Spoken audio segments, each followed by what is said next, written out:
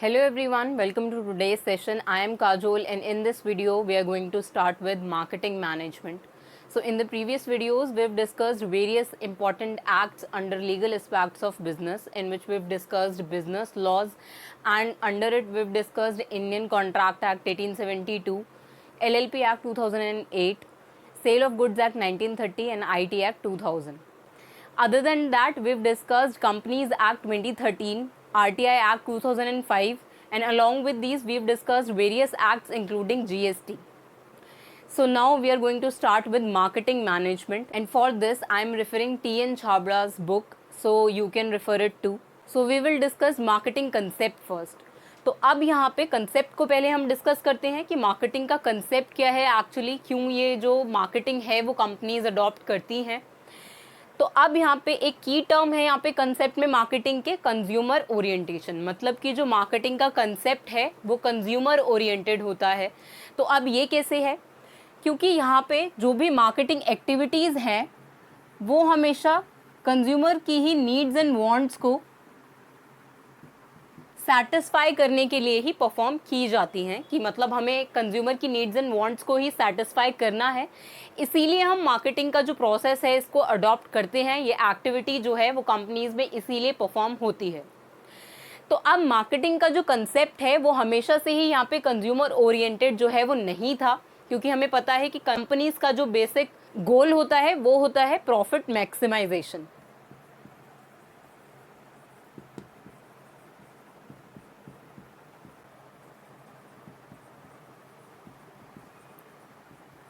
तो अब जब पहले कंपनीज का जो बेसिक गोल होता था, जो ऑब्जेक्टिव होता था, वो यहाँ पे होता था प्रॉफिट मैक्सिमाइजेशन. और कंपनीज पहले सिर्फ यहाँ पे टेलिंग एंड सेलिंग में ही बिलीव करते थे. टेलिंग का मतलब है यहाँ पे कि हमें प्रोडक्ट को एडवर्टाइज करना है, और सेलिंग का मतलब है यहाँ पे कि अब जब वो प्रोडक्ट जो है वो एडवर्टाइज हो जाएगा उसके बाद हमें अल्टीमेटली उस प्रोडक्ट को सेल करना है. तो अब यहाँ पे पहले ऐसा हुआ करता था कि प्रॉफिट मैक्सिमाइजेशन ही यहाँ पर ओनली गोल होता था कंपनीज के पास, कि उनको हम अल्टीमेटली प्रोडक्ट को सेल करना है, एडवर्टाइज करना है और उसको सेल करना है. तो इसी को हम पहले टेलिंग एंड सेलिंग कहते थे, कि मार्केटिंग जो है वो सिर्फ टेलिंग एंड सेलिंग है, कि हमें प्रोडक्ट को एडवर्टाइज करना है और इससे कंज्यूमर्स को पता चल जाएगा कि ऐसा कोई प्रोडक्ट जो है वो मार्केट में एग्जिस्ट करता है, और इसके बाद कंज्यूमर्स जो है वो अल्टीमेटली उस पर्टिकुलर प्रोडक्ट को परचेज कर लेंगे. लेकिन अब जो मार्केटिंग का कंसेप्ट है वो यहाँ पे कंज्यूमर ओरिएंटेड है, लेकिन इसमें ऐसा नहीं है कि हमने यहाँ पर प्रॉफिट मैक्सिमाइजेशन को ध्यान में नहीं रखा है, कि अब प्रॉफिट मैक्सिमाइजेशन है वो गोल नहीं है कंपनीज का. तो ऐसा नहीं है. अब यहाँ पे प्रॉफिट मैक्सिमाइजेशन तो है, लेकिन through consumer satisfaction, consumer orientation. तो अब यहाँ पे कंज्यूमर सेटिस्फैक्शन जो है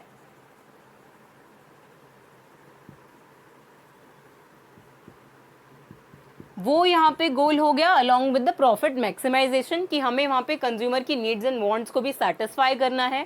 कंज्यूमर डिलाइट होना चाहिए वहाँ पे. जब भी कंज्यूमर जो है वो प्रोडक्ट को परचेज करेगा तो उसके यूज़ करने के बाद उसको उसकी जो नीड्स एंड वांट्स है वो सेटिस्फाई हो जानी चाहिए.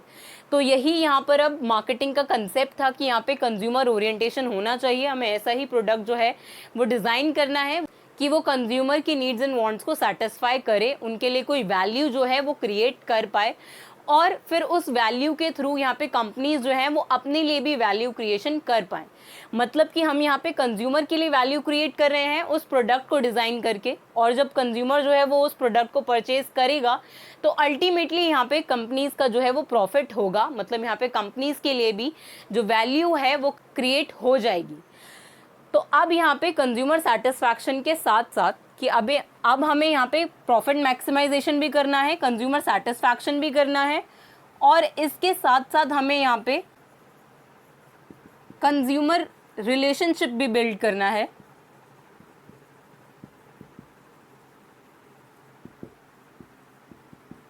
With consumers.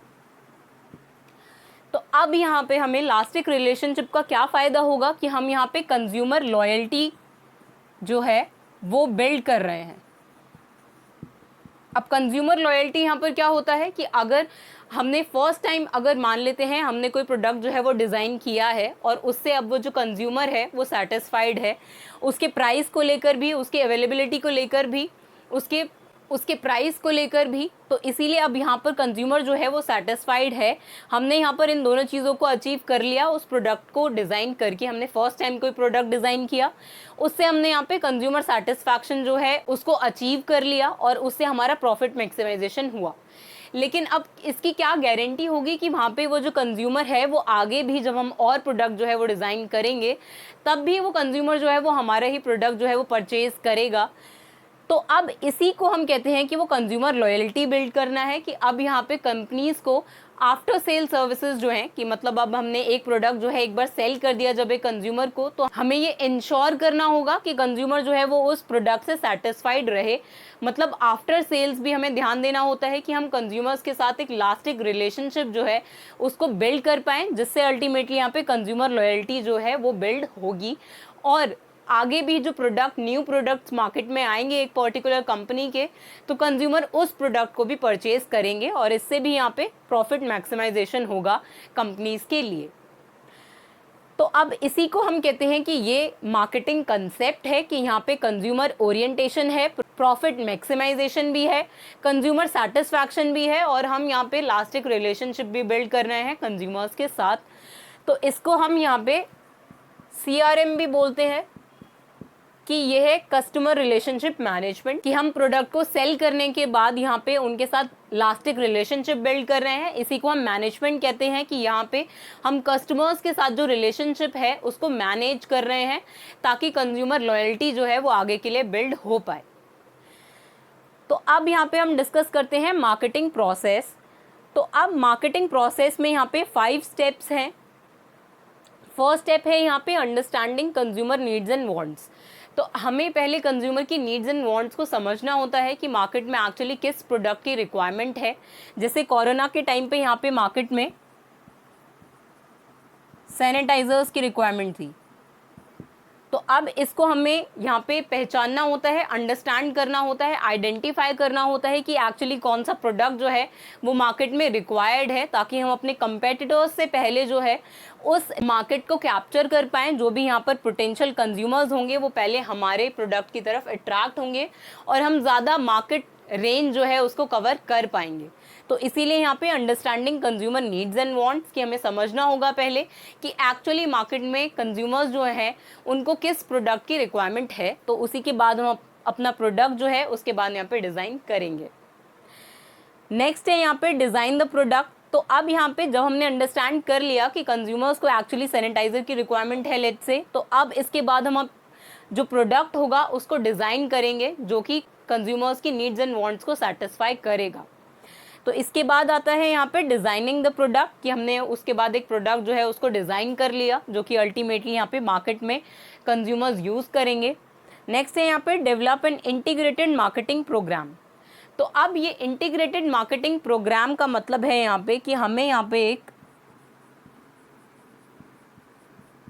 Marketing mix ready करना है। अब मार्केटिंग मिक्स में क्या आता है कि यहाँ पे 4 P's इन्वॉल्व होते हैं मार्केटिंग में, जिसमें हम product, price, place and promotion.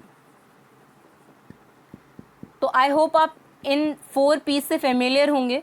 तो इसी को हम कह रहे हैं यहाँ पे कि develop an integrated marketing program, कि अब हमने जब प्रोडक्ट जो है उसको डिज़ाइन कर लिया है यहाँ पर, उसके बाद आता है प्राइस, कि अब हमें उस प्रोडक्ट का जो प्राइस होगा वो कुछ ऐसे फिक्स करना है कि वो अफोर्डेबल हो मैक्सिमम कंज्यूमर्स के लिए, ताकि ज़्यादा से ज़्यादा कंज्यूमर्स जो हैं वो उस प्रोडक्ट को परचेज़ कर पाएँ उसकी अफोर्डेबिलिटी की वजह से।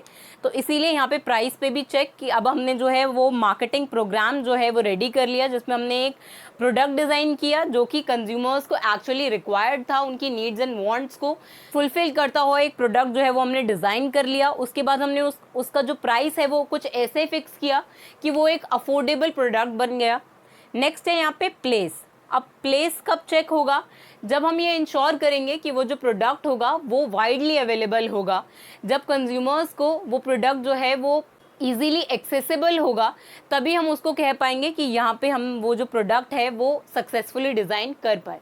क्योंकि अगर ऐसा होगा कि वो प्रोडक्ट जो है वो अवेलेबल नहीं हो पाएगा मैक्सिमम कंज्यूमर्स तक, तो अल्टीमेटली यहाँ पे कंपनी का जो प्रॉफिट है वो मैक्सिमाइज नहीं हो पाएगा। तो इसीलिए यहाँ पे प्लेस के ऊपर तभी हम चेक करेंगे जब हम उस प्रोडक्ट की एक्सेसिबिलिटी को बढ़ा देंगे, जब हम उस प्रोडक्ट को ऐसे डिस्ट्रीब्यूट करेंगे कि वो मैक्सिमम कंज्यूमर्स तक पहुंच पाए और उनकी नीड्स एंड वांट्स को सेटिस्फाई कर पाए। नेक्स्ट है यहाँ पे प्रमोशन।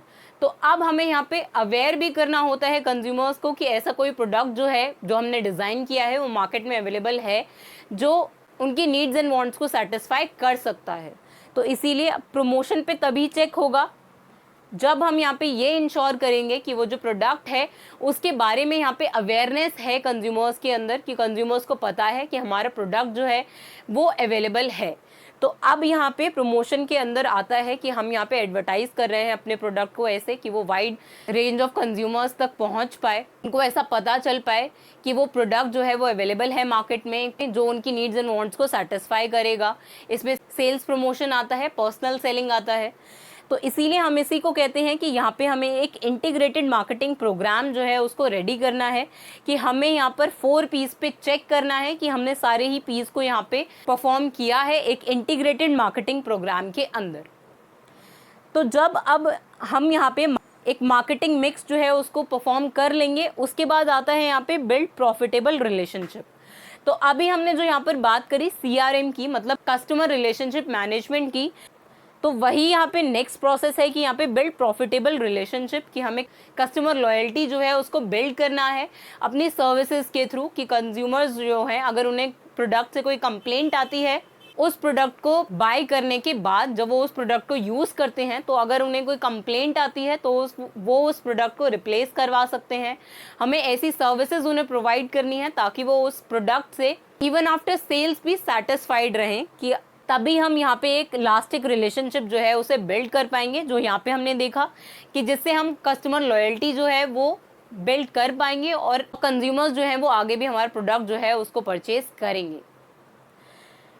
लास्ट स्टेप है यहाँ पे create profit and customer loyalty. तो अब यही पॉइंट यहाँ पे डिस्कस हो रहा है कि हम यहाँ पे कंज्यूमर लॉयल्टी को तभी बिल्ड कर पाएंगे जब हम यहाँ पे एक प्रॉफिटेबल रिलेशनशिप जो है वो कस्टमर्स के साथ बिल्ड करेंगे, उनको सर्विसेज प्रोवाइड करेंगे इवन आफ्टर सेल्स। तो इसीलिए यहाँ पे हमें क्रिएट करना है प्रॉफिट थ्रू कस्टमर लॉयल्टी, और हमें यहाँ पे कंज्यूमर्स के लिए जो वैल्यू हमने क्रिएट करी इस प्रोडक्ट को क्रिएट करके, तो अब इस वैल्यू से अल्टीमेटली कंपनी के लिए भी वैल्यू क्रिएशन होगा, जो हमने यहाँ पर डिस्कस किया कि अब अगर हम ऐसा प्रोडक्ट बनाएंगे जिससे कंज्यूमर के लिए वैल्यू क्रिएट हो रही है, तो जब कंज्यूमर उस प्रोडक्ट को परचेज करेगा तो इससे प्रॉफिट मैक्सिमाइजेशन होगा कंपनी के लिए भी, और इससे कंपनी की भी वैल्यू जो है, कंपनी के लिए भी वैल्यू जो है वो क्रिएट होगी। तो यही यहाँ पर पूरा प्रोसेस था मार्केटिंग का, कि मार्केटिंग में यहाँ पे ये 5 स्टेप ही फॉलो होते हैं और ऐसे ही यहाँ पे मार्केटिंग का पूरा प्रोसेस जो है वो परफॉर्म होता है, और अल्टीमेटली यहाँ पे कंज्यूमर का सेटिस्फैक्शन, प्रॉफिट मैक्सिमाइजेशन और कंज्यूमर लॉयल्टी जो है वो बिल्ड होती है। तो अब ये तो हुआ मार्केटिंग कंसेप्ट। तो अब हम डिस्कस करते हैं कि अब यहाँ पे क्या फिलॉसफीज रही, evolution of marketing over a period of time, उसके कंसेप्ट में और फिलॉसफीज में क्या इवोल्यूशंस हुए। तो अब ऐसे यहाँ पे 5 कंसेप्ट्स को हम डिस्कस करेंगे। तो अब फर्स्ट कंसेप्ट है यहाँ पे प्रोडक्शन कंसेप्ट। तो हम इनको फिलॉसफीज भी कह सकते हैं, मार्केटिंग फिलॉसफीज भी कह सकते हैं हम इनको। तो अब प्रोडक्शन कंसेप्ट के अंदर जो कंपनीज हुआ करती थी पहले, वो सिर्फ मास प्रोडक्शन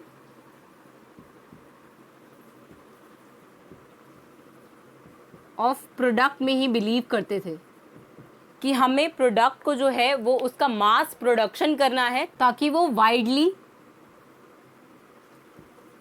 अवेलेबल रहे कंज्यूमर्स के लिए। तो यही यहाँ पर प्रोडक्शन कंसेप्ट हुआ करता था पहले, जो कंपनीज अडॉप्ट करती थी, कि हमें अपने प्रोडक्ट की जो प्रोडक्शन है उसको इंक्रीज़ करना है, मास प्रोडक्शन करना है, ताकि वो जो प्रोडक्ट होगा वो वाइडली अवेलेबल हो पाए कंज्यूमर्स तक। तो यही यहाँ पे अल्टीमेट गोल होता था कंपनीज़ का, कि यहाँ पे हमें अपने प्रोडक्ट की प्रोडक्शन को बढ़ाना है और उस प्रोडक्ट को वाइडली अवेलेबल कराना है कंज्यूमर्स तक, तभी हम यहाँ पे प्रॉफिट जो है उसको मेक कर पाएंगे। तो अब पहले प्रोडक्शन कंसेप्ट में कंपनीज ये मानते थे कि वो अपने प्रोडक्ट जो है वो उसको अगर वाइडली अवेलेबल कराएंगे चीपर रेट्स पर, तभी जो कंज्यूमर्स हैं वो उनका प्रोडक्ट जो है उसको परचेज करेंगे। पहले तो वो वाइडली अवेलेबल होना चाहिए, उसका डिस्ट्रीब्यूशन ऐसे होना चाहिए कि वो मैक्सिमम कंज्यूमर्स तक पहुंचे, और वो प्रोडक्ट जो है वो अफोर्डेबल प्राइजेस पर हमें अवेलेबल कराना है, तभी कंज्यूमर्स जो हैं वो उस प्रोडक्ट को परचेज करते हैं। तो यही यहाँ पर कंपनीज का मानना होता था प्रोडक्शन कंसेप्ट के अंदर। और यूजुअली ये कंसेप्ट उन जगहों पर यूज़ होता था जहाँ पर डिमांड जो है प्रोडक्ट्स की वो एक्सीड करती थी सप्लाई से। तो इसीलिए अगर डिमांड ज़्यादा होती थी तो कंपनीज ये सोचते थे कि अगर वो अपनी सप्लाई को बढ़ा देंगे तो वो मैक्सिमम मार्केट रेंज जो है, मार्केट शेयर जो है वो उसको अवेल कर पाएंगे, उसको केटर कर पाएंगे, और इससे उनका जो प्रॉफिट मैक्सिमाइजेशन है वो भी होगा। और यहाँ पे वो अपने प्रोडक्ट को अगर चीपर रेट्स पे भी मैक्सिमम कंज्यूमर्स तक पहुँचाएंगे तो भी वो वहाँ पे इकोनॉमीज ऑफ स्केल जो है उसको अचीव कर पाएंगे। और इसीलिए यहाँ पर ये कंपनीज ऐसा करते थे कि यहाँ पे मास प्रोडक्शन होता था उस प्रोडक्ट का, क्योंकि कंपनीज ऐसा ही मानते थे कि जो प्रोडक्ट वाइडली अवेलेबल होता है चीपर रेट्स पर, उन्हीं प्रोडक्ट्स को अल्टीमेटली कंज्यूमर्स जो है वो परचेज करते हैं, और इसी से कंपनीज जो है वो अपना प्रॉफिट मैक्सिमाइजेशन कर सकती हैं और इकोनॉमीज ऑफ स्केल को अचीव कर सकती हैं। इकोनॉमीज ऑफ स्केल का मतलब कि हमें पर यूनिट कॉस्ट जो है वो डिक्रीज करनी है, पर यूनिट प्रोडक्शन कॉस्ट जो है वो डिक्रीज हो जाएगी अगर हम ज़्यादा से ज़्यादा प्रोडक्ट्स जो हैं अगर उनका प्रोडक्शन करेंगे तो इसी से यहाँ पे कंपनीज जो हैं वो इकोनॉमीज ऑफ स्केल जो है वो अचीव कर पाते थे प्रोडक्शन कंसेप्ट के अंदर। लेकिन अब ये जो प्रोडक्शन कंसेप्ट है वो इन्हीं सिचुएशंस में काम करता था जहाँ पर डिमांड जो है वो एक्सीड कर जाती थी सप्लाई से, क्योंकि तभी यहाँ पर कंपनीज जो है वो अपना प्रोडक्शन को इंक्रीज करके इस डिमांड को फुलफिल कर पाएंगे और मार्केट शेयर को इंक्रीज कर पाएंगे। तो यही यहाँ पर हुआ करता था प्रोडक्शन कंसेप्ट। इसकी यही लिमिटेशन थी कि यहाँ पे ये जो कंसेप्ट है वो यहीं पर काम करता था जहाँ पे डिमांड जो है वो एक्सीड करती थी सप्लाई से। अदरवाइज ये कंसेप्ट जो है वो सिर्फ यहाँ पे मास प्रोडक्शन तक ही लिमिटेड रहता था कि प्रोडक्ट्स जो है वो उनका मास प्रोडक्शन हो रहा है, लेकिन एक्चुअली मार्केट में कोई जो कंज्यूमर्स हैं वो उस प्रोडक्ट को परचेज नहीं कर रहे हैं। तो ऐसा भी हो सकता था। इसीलिए जो कंसेप्ट है वो एक्चुअली सिर्फ इसी सिचुएशन में काम करता था जहाँ पे demand is more than supply. तो अब प्रोडक्शन कंसेप्ट के अंदर यहाँ पे नीश मार्केटिंग जो है उसको परफॉर्म नहीं किया जाता था कि एक पर्टिकुलर ग्रुप ऑफ कंज्यूमर्स जो है उनकी नीड्स एंड वांट्स से रिलेटेड ही जो है वो प्रोडक्ट को डिज़ाइन किया जाए और उसी प्रोडक्ट की प्रोडक्शन जो है वो की जाए। तो ऐसा यहाँ पर प्रोडक्शन कंसेप्ट में नहीं हुआ करता था। यहाँ पर हम कंज्यूमर की नीड्स एंड वांट्स को नहीं देखते थे कि एक्चुअली क्या रिक्वायरमेंट है कंज्यूमर्स को। इस पॉइंट ऑफ व्यू से यहाँ पे मार्केटिंग जो है वो नहीं की जाती थी। यहाँ पे सिर्फ प्रोडक्शन कंसेप्ट ही अडॉप्ट किया जाता था मार्केटिंग के अंदर। तो इसमें यहाँ पर हम कंज्यूमर्स की नीड्स एंड वांट्स को नहीं देखते थे कि एक्चुअली कंज्यूमर्स को क्या चाहिए, कौन सा प्रोडक्ट की रिक्वायरमेंट है। यहाँ पे सिर्फ हमें ये देखना होता था कि यहाँ पे मास प्रोडक्शन होना चाहिए प्रोडक्ट का, वो वाइडली अवेलेबल होना चाहिए, क्योंकि कंज्यूमर्स वही प्रोडक्ट परचेज करते हैं जो वाइडली अवेलेबल होता है चीपर रेट्स पर। तो अब इसकी जो लिमिटेशन थी कि यहाँ पे कंज्यूमर की नीड्स एंड वांट्स को केटर नहीं किया जा रहा, उसकी लिमिटेशन को फुलफिल करता हुआ यहाँ पर आया प्रोडक्ट कंसेप्ट। तो अब मार्केटिंग में प्रोडक्ट कंसेप्ट यूज होने लग गया। अब प्रोडक्ट कंसेप्ट में क्या होता था कि यहाँ पे हमें प्रोडक्ट की क्वालिटी इंक्रीज करनी है, जो कि हम पहले प्रोडक्शन कंसेप्ट में नहीं कर रहे थे, क्योंकि यहाँ पे हम सिर्फ मास प्रोडक्शन की तरफ ध्यान दे रहे थे कि जो प्रोडक्ट है वो हमें वाइडली अवेलेबल करवाना है, चीपर रेट्स पर इकोनॉमीज ऑफ स्केल अचीव करना है, जो डिमांड एक्सीड कर रही है उसको फुलफिल करना है और मार्केट शेयर को इंक्रीज करना है, इर्रिस्पेक्टिव ऑफ कि यहाँ पे कंज्यूमर्स को एक्चुअली क्या रिक्वायरमेंट है। और यहाँ पे प्रोडक्ट की जो क्वालिटी है उसको भी हम ध्यान में नहीं देते थे। लेकिन अब ये जो लिमिटेशन थी यहाँ पे प्रोडक्शन कंसेप्ट की, उसको यहाँ पे फुलफिल किया प्रोडक्ट कंसेप्ट ने। तो अब प्रोडक्ट कंसेप्ट जब कंपनीज अडॉप्ट करने लग गई तो उन्होंने यहाँ पे अपनी मार्केटिंग में ऐसा किया कि उन्होंने प्रोडक्ट की क्वालिटी पर ध्यान दिया, क्वालिटी को इंक्रीज किया प्रोडक्ट की, ताकि वो नीश जो है उसको केटर कर पाए, उनकी डिमांड्स को केटर कर पाए। तो अब यहाँ पे नीश का मतलब होता है कि हम किसी पर्टिकुलर कंज्यूमर की ही नीड्स को ध्यान में रखते हुए ये प्रोडक्ट जो है वो डिज़ाइन कर रहे हैं। एक्चुअली कंज्यूमर जो है उसको किस प्रोडक्ट की रिक्वायरमेंट है, तो उसी रिक्वायरमेंट को फुलफिल करता हुआ हम एक प्रोडक्ट जो है उसको डिज़ाइन करेंगे। तो अब अगर ऐसा होगा कि हम पूरे मार्केट को छोड़कर सिर्फ इसी नीश को देखेंगे कि एक कंज्यूमर जो है उसको क्या रिक्वायरमेंट है, किस प्रोडक्ट की रिक्वायरमेंट है, और उसी के अकॉर्डिंग अपना प्रोडक्ट जो है उसको डिज़ाइन करेंगे, उसकी क्वालिटी को इंक्रीज़ करेंगे, तो फिर उस केस में यहाँ पे ये बहुत कॉस्टली हो जाएगा। मतलब यहाँ पे बहुत कॉस्ट आएगी ऐसा प्रोडक्ट डिज़ाइन करने में जो सिर्फ एक पर्टिकुलर कंज्यूमर की ही नीड्स एंड वांट्स को सेटिस्फाई करता हो, क्योंकि जो डिफरेंट कंज्यूमर्स हैं उनकी डिफरेंट नीड्स एंड वांट्स हैं, वो डिफरेंट क्वालिटी जो है वो चाहते हैं प्रोडक्ट की। तो अब अगर कंपनीज ऐसा करेंगी कि वो एक पर्टिकुलर कंज्यूमर की ही नीड्स एंड वांट्स को सेटिस्फाई करेंगी, तो इसमें उनकी कॉस्ट जो है वो इंक्रीज हो जाएगी और उनका प्रॉफिट मैक्सिमाइजेशन जो है वो नहीं हो पाएगा। तो अब प्रोडक्ट कंसेप्ट की जो लिमिटेशन थी वो थी मार्केटिंग मायोपिया। अब मार्केटिंग मायोपिया का मतलब होता है कि यहाँ पे कंपनीज को शॉर्ट साइटेडनेस हो जाती थी, कि यहाँ पे कंपनीज सिर्फ इतना ही देखते थे कि यहाँ पे एक पर्टिकुलर कंज्यूमर जो है उसको क्या रिक्वायरमेंट है, उसी की रिक्वायरमेंट को हमें जो है वो फुलफिल करना है। तो इसी को हम मार्केटिंग मायोपिया कहते हैं कि हम वाइड रेंज ऑफ कंज्यूमर्स को कवर नहीं कर रहे हैं, सिर्फ जो कुछ पर्टिकुलर कंज्यूमर्स हैं उन्हीं की नीड्स एंड वांट्स को हम सेटिस्फाई कर रहे हैं, उन्हीं को ध्यान में रख के हम अपना प्रोडक्ट जो है उसको डिज़ाइन कर रहे हैं। हम वाइड रेंज ऑफ कंज्यूमर्स के लिए वो प्रोडक्ट जो है वो डिज़ाइन नहीं करेंगे। तो इसी को हम कहते हैं ये मार्केटिंग मायोपिया है या फिर मार्केटिंग शॉर्ट साइटेडनेस है।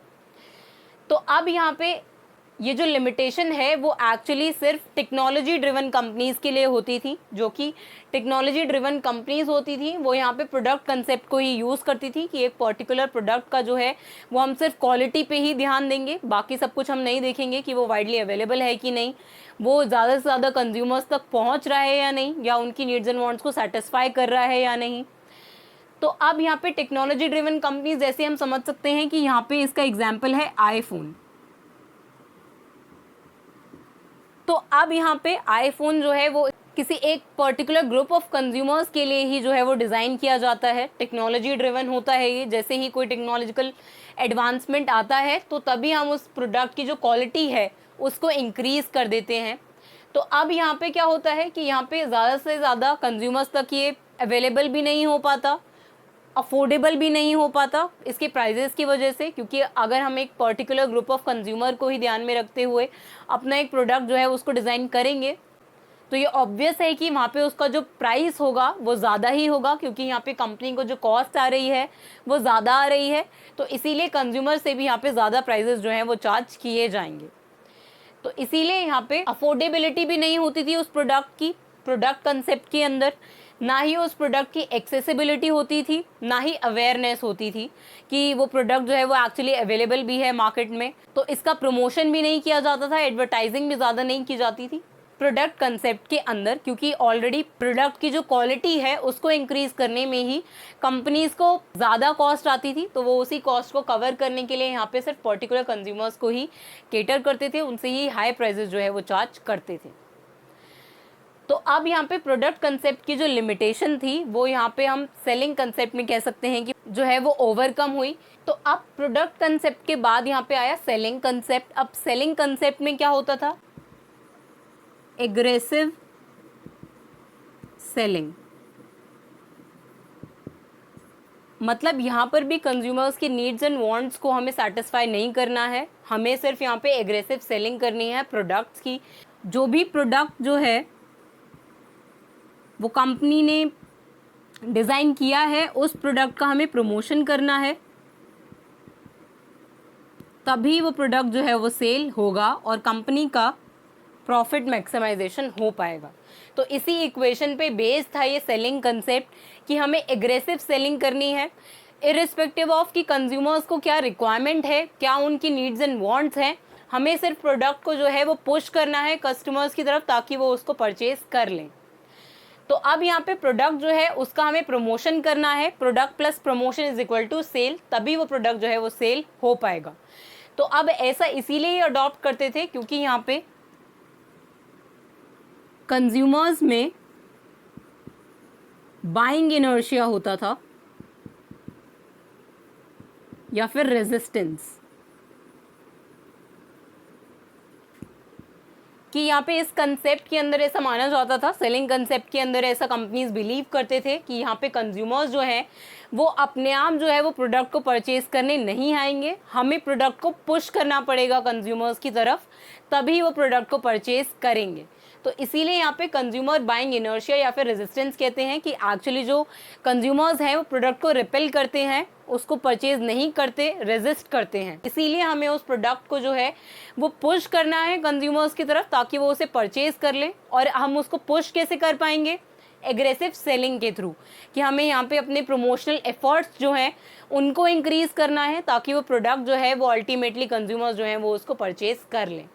तो इसीलिए product plus promotion is equal to sale जो है इनकी बेसिक इक्वेशन होती थी सेलिंग कंसेप्ट जो कंपनीज बिलीव करते थे उनके लिए, कि हमें प्रोडक्ट को प्रमोट करना है और उससे अल्टीमेटली सेल करनी है प्रोडक्ट की।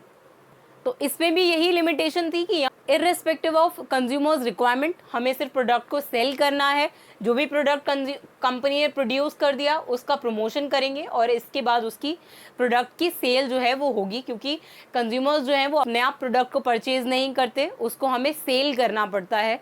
तो इसीलिए एग्रेसिव सेलिंग यहाँ पे कंपनी ने अडॉप्ट करी सेलिंग कंसेप्ट के अंदर। तो अब इन सभी 3 कंसेप्ट्स की जो लिमिटेशन थी उसको यहाँ पे ओवरकम किया मार्केटिंग कंसेप्ट ने। तो अब मार्केटिंग कंसेप्ट हमने पहले ही डिस्कस किया कि ये कंज्यूमर ओरिएंटेड है और यहाँ पे कंज्यूमर्स की ही नीड्स एंड वांट्स को सेटिस्फाई करता हुआ हमें एक प्रोडक्ट जो है वो ऑफर करना है मार्केट के अंदर, जिससे कंज्यूमर जो है वो अल्टीमेटली सेटिस्फाई हो जाएगा और इससे वैल्यू क्रिएशन होगा for consumers and for company as well. मतलब यहाँ पे दोनों के लिए ही वैल्यू क्रिएशन होगा अगर हम मार्केटिंग कंसेप्ट को अडॉप्ट करेंगे। कंपनीज ऐसा बिलीव करते हैं कि यहाँ पे कंज्यूमर ओरिएंटेशन देखना है हमें कि प्रोडक्ट जो है वो ऐसे डिज़ाइन हो कि वो कंज्यूमर्स की नीड्स एंड वांट्स को सेटिस्फाई करे, जिससे अल्टीमेटली यहाँ पे वैल्यू क्रिएशन होगा कंज्यूमर्स के लिए भी और कंपनी के लिए भी। तो अब मार्केटिंग कंसेप्ट वही था जो हमने यहाँ पे डिस्कस किया। तो कंपनीज जो हैं, मैक्सिमम कंपनीज जो हैं वो एक्चुअली मार्केटिंग कंसेप्ट को ही यहाँ पे अडॉप्ट करती हैं। लेकिन अब यहाँ पे मार्केटिंग कंसेप्ट की भी एक लिमिटेशन थी कि अब यहाँ पे कंज्यूमर की नीड्स एंड वांट्स को भी सेटिस्फाई किया हमने, लेकिन इसमें भी यहाँ पे एक मेन लूप होल था कि यहाँ पे कंपनीज जो हैं वो एनवायरनमेंट को भूल गए, कि यहाँ पे हम एनवायरनमेंट को भी डिग्रेड कर रहे हैं after satisfying consumer needs and wants and creating value for the company.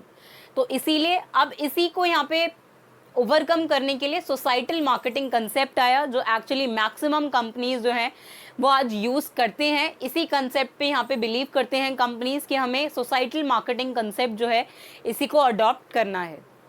तो मार्केटिंग कंसेप्ट में हमने देखा था कि यहाँ पे कंपनी एंड कंज्यूमर्स होते थे यहाँ पे पॉइंट ऑफ फोकस, लेकिन अब जो सोसाइटल मार्केटिंग कंसेप्ट था तो इसमें यहाँ पे सोसाइटी वेलफेयर भी इंक्लूड हुआ, कि यहाँ पे हमें कंपनी के लिए वैल्यू भी क्रिएट करनी है, कंज्यूमर्स को सेटिस्फाई भी करना है, उनकी नीड्स एंड वांट्स को भी सेटिस्फाई करना है, लेकिन हमें उसके साथ साथ यहाँ पे एनवायरनमेंट को भी डिग्रेड नहीं करना है, हमें पोल्यूशन को भी रिड्यूस करना है, सोशल रिस्पॉन्सिबिलिटी को भी डिस्चार्ज करना है। तो इसीलिए यहाँ पे सोसाइटल मार्केटिंग कंसेप्ट जो है वो अब वाइडली यूज्ड है, कि अब यहाँ पे कंपनीज जो है वो एनवायरनमेंट के लिए भी यहाँ पे एनवायरनमेंट को भी यहाँ पे अपना पॉइंट ऑफ फोकस मानती हैं कंज्यूमर्स के साथ साथ और अलॉन्ग विद कंपनीज प्रॉफिट। तो इसीलिए यहाँ पर अब सोसाइटल मार्केटिंग कंसेप्ट में यहाँ पे सोसाइटी वेलफेयर जो है वो भी यहाँ पे मेन फोकस हो गया, जिसके अंदर यहाँ पे कंपनीज ये अडॉप्ट करने लग गए कि हमें अपना जो प्रोडक्ट है वो उसको कैसे बायोडिग्रेडेबल बना सकते हैं, उसकी जो पैकेजिंग है वो लेट्स से अगर बायोडिग्रेडेबल है तो उससे फिर पोल्यूशन नहीं होगा, वो जल्दी डिग्रेड हो जाएगा एनवायरनमेंट में और उससे पोल्यूशन जो है वो रिड्यूस होगा। तो यही था यहाँ पे सोसाइटल मार्केटिंग कंसेप्ट, जिसमें यहाँ पर कंपनीज जो हैं वो अपनी सोशल रिस्पॉन्सिबिलिटी को भी डिस्चार्ज करती हैं। तो आई होप आपको यहाँ पे मार्केटिंग फिलोसफीज़ जो हैं, ये 5 फिलोसफीज़ जो थे वो आपको समझ में आए होंगे और इनका रेलिवेंस भी समझ में आया होगा कि क्यों अब यहाँ पे सोसाइटल मार्केटिंग कंसेप्ट जो है वो वाइडली यूज़ है, क्योंकि इन सभी कंसेप्ट्स में कुछ ना कुछ लिमिटेशंस थे जिनको अब यहाँ पे सोसाइटल मार्केटिंग कंसेप्ट जो है उनको ओवरकम करता है। तो आई होप आपको यहाँ पे marketing concept, process and philosophies जो हैं वो समझ में आया होगा। तो अब इसके नेक्स्ट वीडियो में हम इसके आगे के टॉपिक्स को डिस्कस करेंगे। So see you in the next video. Thank you.